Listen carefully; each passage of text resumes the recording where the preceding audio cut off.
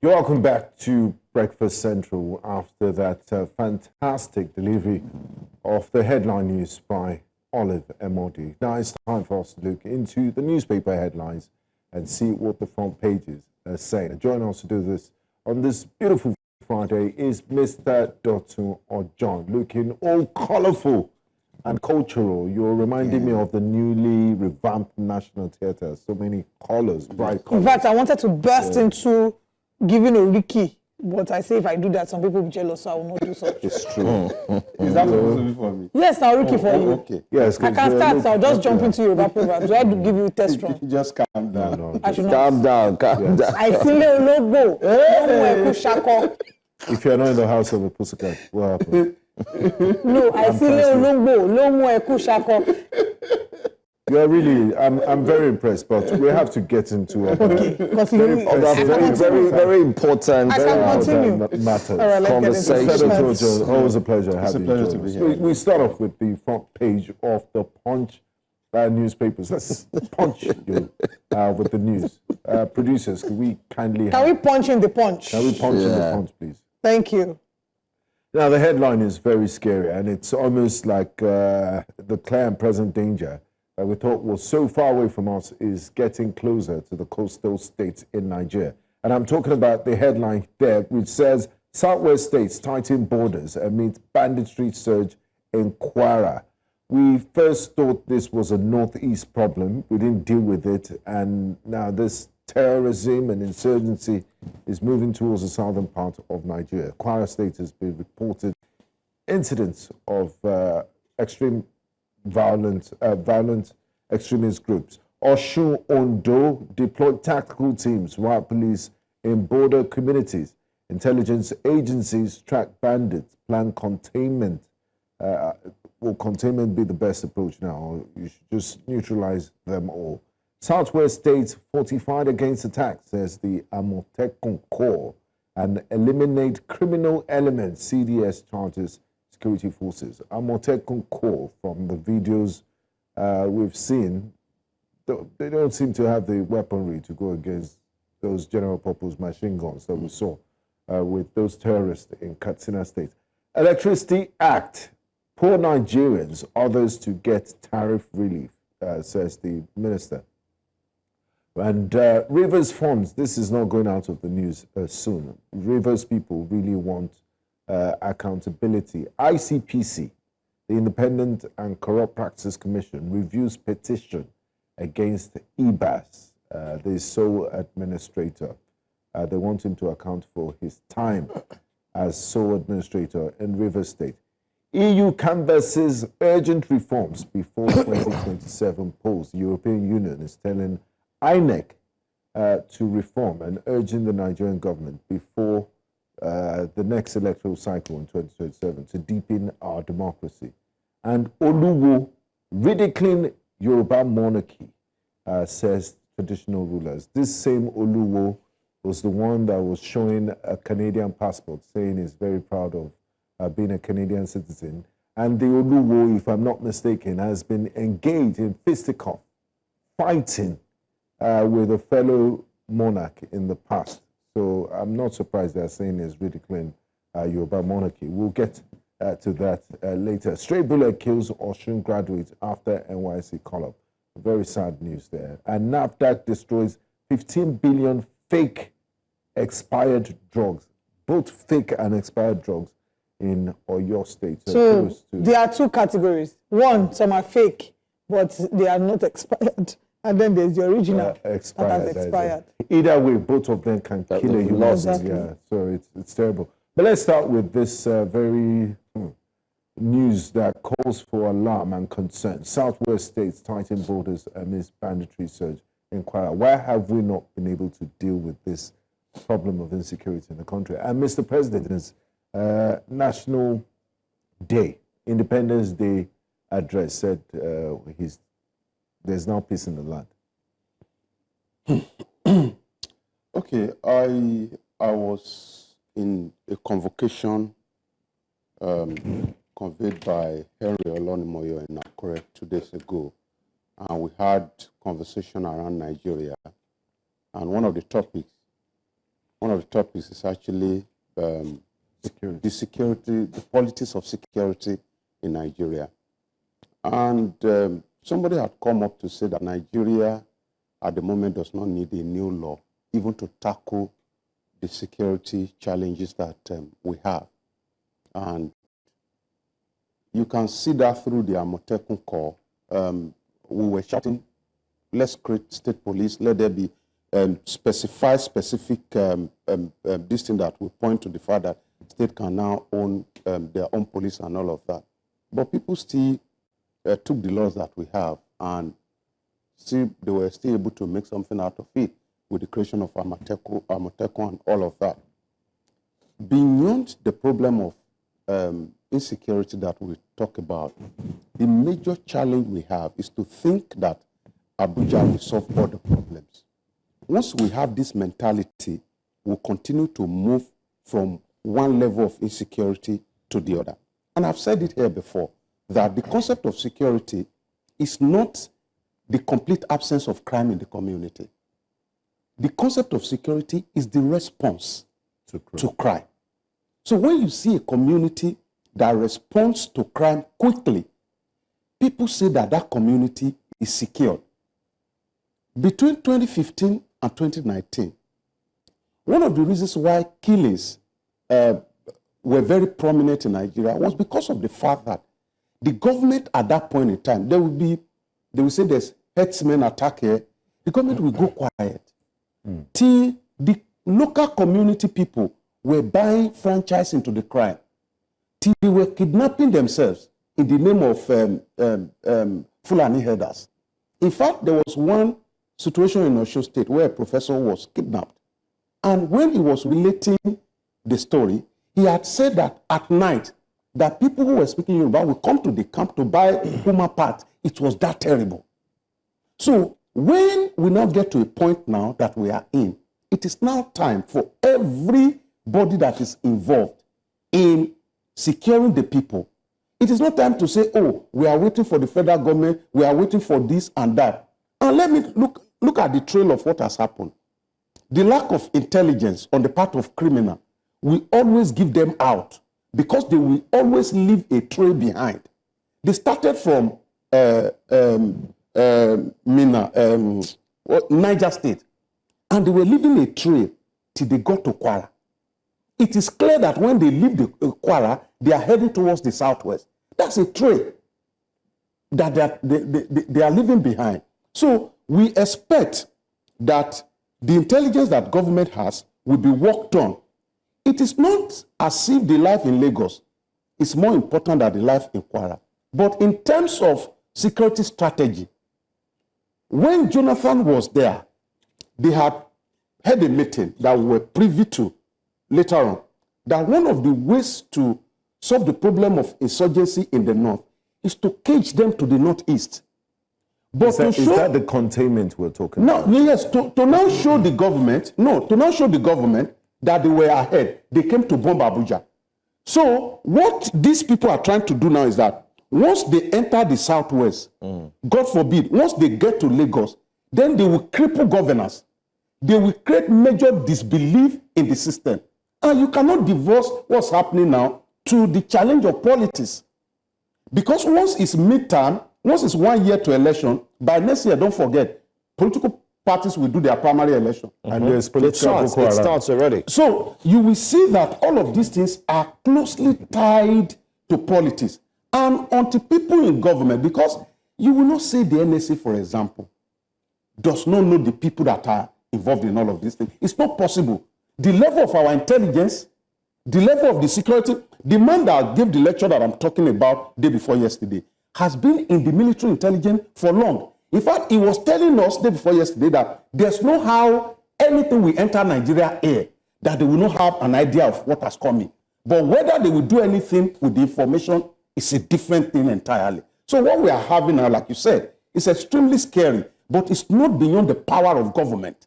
I mean the three tiers of government to rally around and solve this problem. So they should do something about it. Urgently. Are you of the opinion as well that there should be a state of emergency on insecurity? Okay, so yes and no. or maybe it's not even a yes or no question.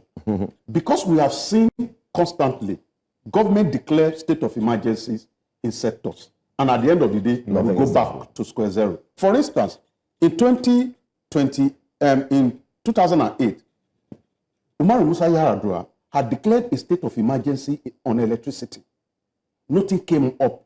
In 2002, there was a state of emergency that was declared on the economy, that led to the privatization of government assets. After that, we discovered that they were dashing friends, relatives, even NITEL. We've not heard anything from NITEL since then. In fact, there was what they call Vision 2010 during the military era. The idea of Vision 2010 was housing for the people. It was a way of declaring a state of emergency on housing. But as we speak now, judging from even the elitist part of Lagos, you will see that we have housing crisis in Nigeria.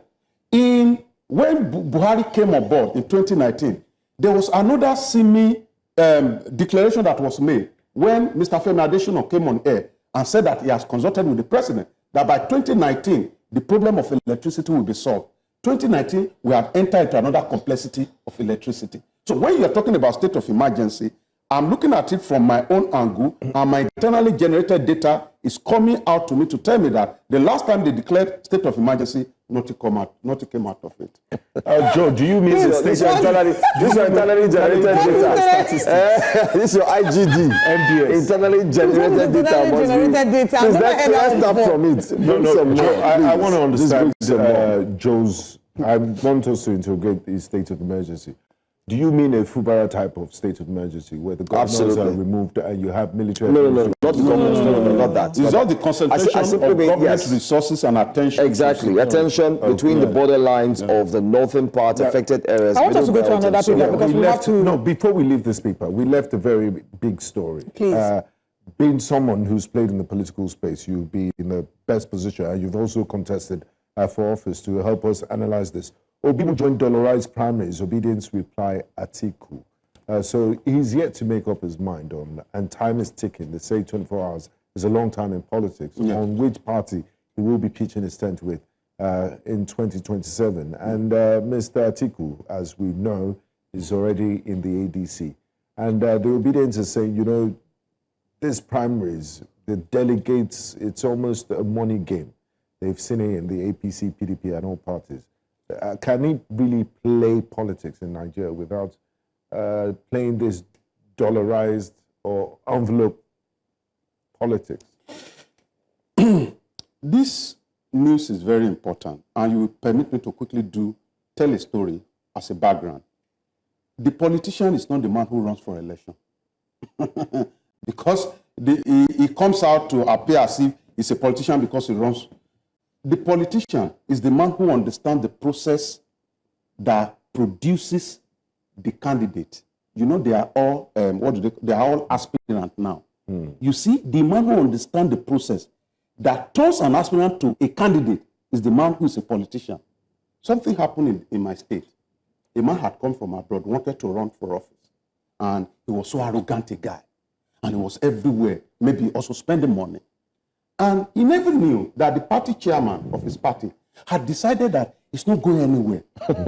So he won the primary because he was not contesting against anybody. He was the only one. So he won the primary. He became the candidate. But the party chairman had decided that even becoming the candidate, you are still not going anywhere. You have everything, but I don't know. I'm not going to go into detail. You know what the party did? The party chairman did when they were putting names for who will be the candidate, the poll unit agent. The party chairman went and put the name of other political party members as his own agent. It means that you are in party A, you are running for election. But everyone that is holding, that is working for you, are in party B. That's how they frustrated the man. Obi does not understand this process of moving from being an aspirant to being a candidate. And is beyond spending or not spending. In PDP primary, the last PDP primary, money exchange hands. And nobody will come out to accuse anybody of spending the other. People spend money. The FCT minister sitting now spend money. Atiku Abubakar spend money. But there's something that the other person understood. It is what I think Obi should understand, beyond the dollars we talk about in primary election, there's a way you can make people buy into your vision, and I've seen it happen before. So you think delegates can listen to your speech and they will be moved? Delegates don't listen to speech on the day of election. Wow. Delegates listen to trust before they listen to money. There's a way you will have sold yourself. And see, even the former governor, and I stand to be corrected, the sitting president, nobody will come out to say, oh, I just contested the election, I didn't spend anything. That would be a major lie. If the sitting president today will not come out and say, oh, join the APC government, I just said God bless you. But also, the former vice president, Osinbajo, will not come out to say, I didn't do anything. But there was a major disconnect between what he was saying and the people he was saying it to. And that's what's happening in Obi's case. Fantastic guy, but you must understand, how were you, and this is what Mr. Okonkwo was saying, Barrister Okonkwo, who was his former spokesperson, that how will you allow a political party to be rescued off your hand when you were that popular during 2023 election? This is the learning.